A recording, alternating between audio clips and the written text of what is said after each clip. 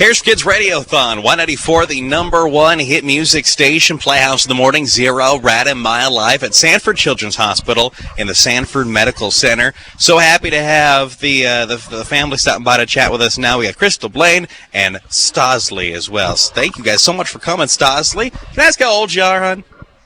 What? How old are you? I'm 9. You're 9 years old. Now, did you hear that we had an 8-year-old looking for a girlfriend? Yeah. Are you into younger men? No. Oh. Older men? Like No. 10? No. So you're going to stick in that 9 range? Yeah. Okay. Well, any 9-year-old young men out there? Stasly's looking. You're looking?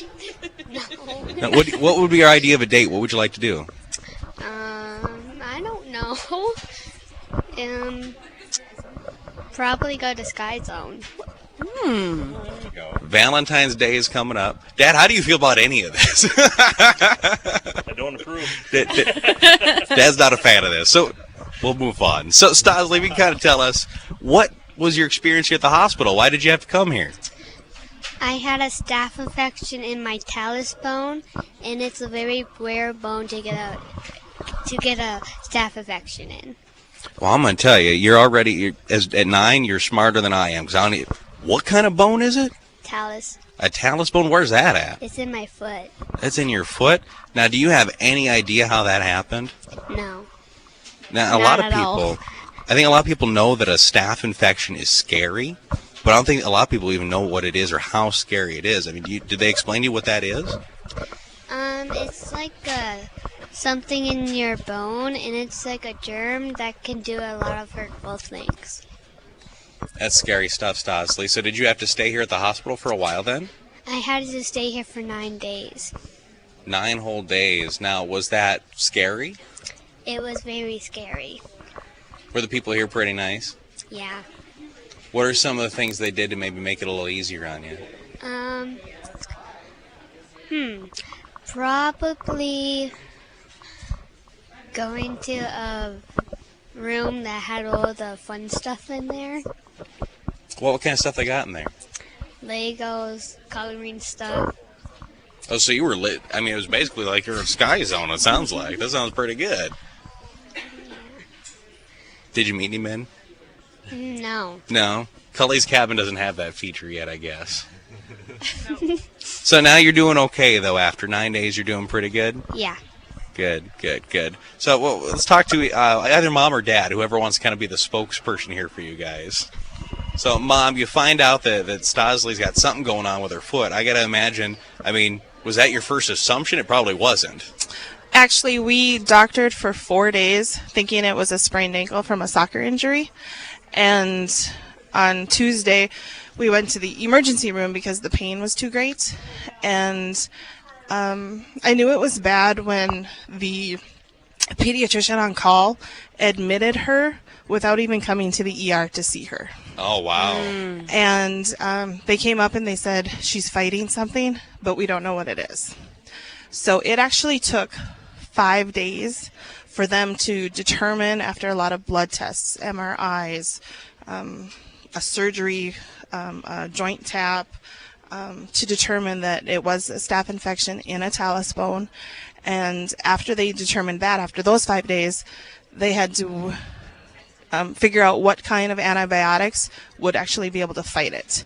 And I think her happiest day was when they came in, they gave her this pill and they said, if you can learn to swallow this, you can go home. Well, that's pretty good incentive, really, I would say. Was it a large pill? Was it a pretty good sized one? It was like half of an inch. Holy moly! I don't even like taking Advil; it gets stuck in my throat. So I'd still be in the hospital, Stasly. I'd still be here. Well, and Mom, I gotta imagine then you're feeling. I don't want to use the word guilty, but like I know if that's me, and I think I'm mending this for 4 days. I'm doctoring this up. I'm doing a good job. You had to feel just terrible when you realized there's something so much more to it.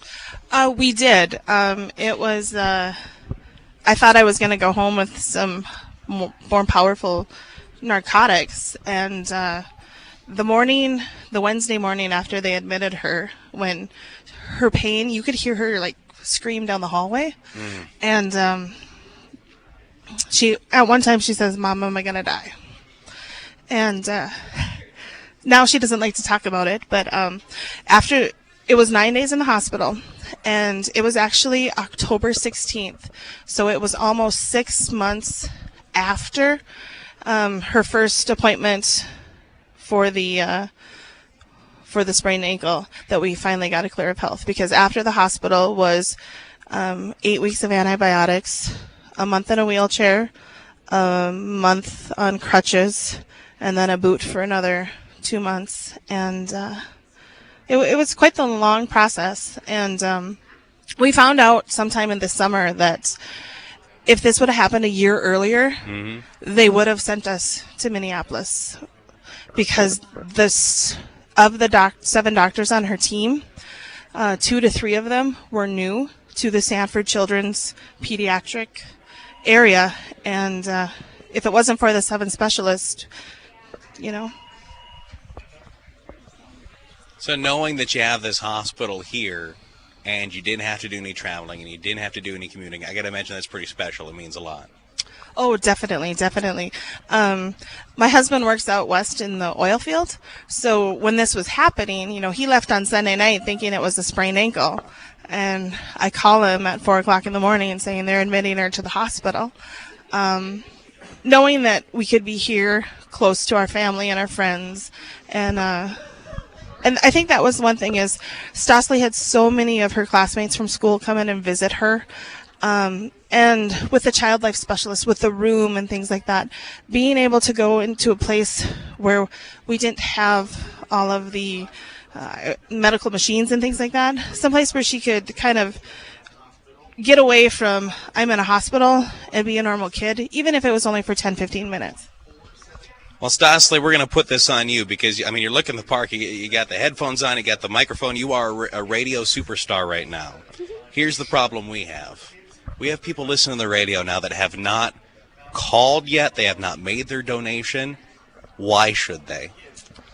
Because what you've been through doesn't mean that other people have more hurtful lives. So you should donate stuff so they can have a better life.